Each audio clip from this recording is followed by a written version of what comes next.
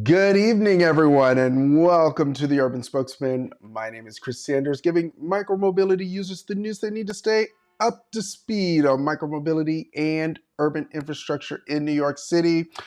All right, so today we have here New York City lawmakers have finally decided to allow New York City some control over their speed limits.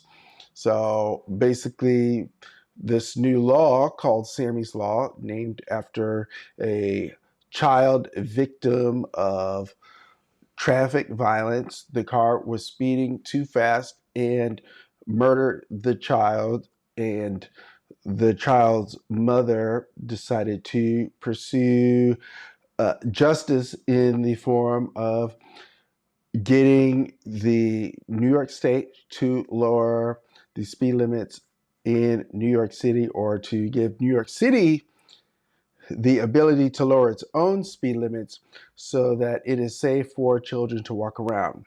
Now, if you live in New York City is a big, dense city with lots of people. There are more pedestrians on the streets than anywhere else in the country of the United States at any given time.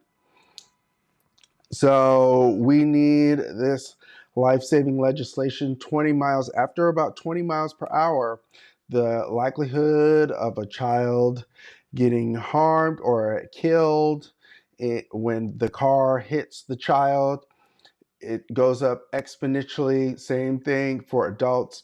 And as you know, with the SUVs and the cars getting bigger and bigger and bigger and bigger, so that car companies can justify their profits, similarly getting bigger and bigger and bigger and bigger. Well, now you can have a situation where the car is dangerous.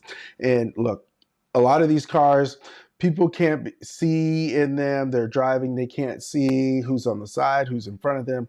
Like, a lot of times you wouldn't even be able to see a child just looking straight on in some of these vehicles because they sit so high up. So I'm gladly support this legislation here.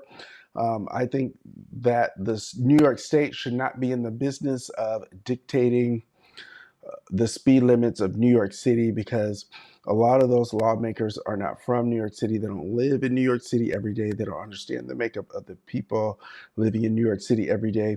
And I feel like the city politics is sufficient to address any concerns about lowering the speed limit too low in spots where some people think it might not make sense.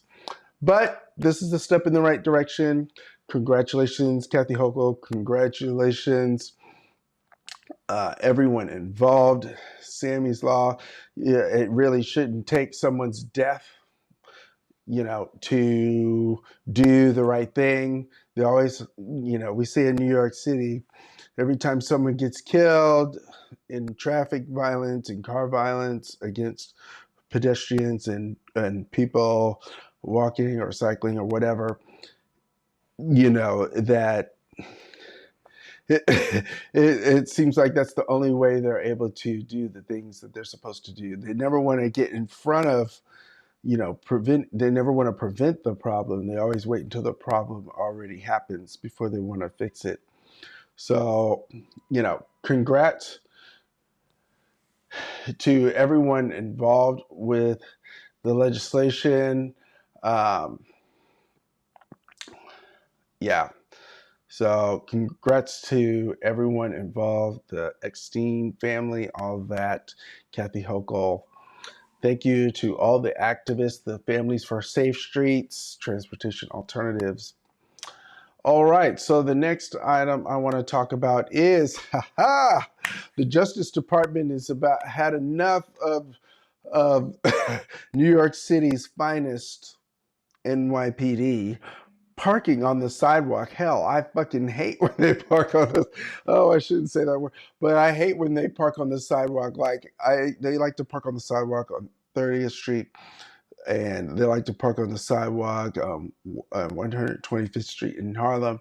Like, I'm like, guys, like, I don't know. I feel like the city or the state or somebody should build them a garage so they don't have like the police station is only like a couple stories. Maybe build it up a little bit bigger so it can handle cars or parking for the police.